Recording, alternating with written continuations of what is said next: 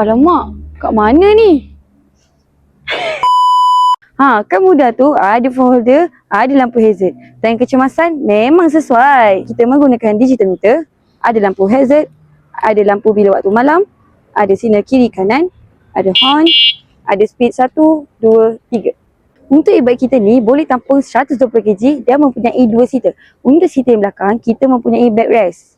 Jadi tak sakit badan. Dan juga seat yang selesa. Kalau nak duduk lama-lama, memang selesa sangat-sangat. Kita juga menyediakan full rest depan dan belakang dan mempunyai absorber depan dan juga belakang. In case kalau lalu jalan tempat tak rata, memang sesuai sangat-sangat. Untuk kunci, kita ada 3 kunci tau. Kita ada kunci biasa, kita ada kunci keyless dan juga kita ada smart lock. Sekali tekan, dah hidup.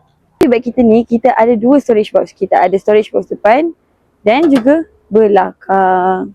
Kalau beli e-bike kita, dapat free gift. Kita bagi pedal, kita bagi side mirror, kita bagi charger. Jadi, macam mana nak dapatkan kita punya e-bike Hermes ni? Boleh dapatkan di Al-Fatih Toy Chain Melaka.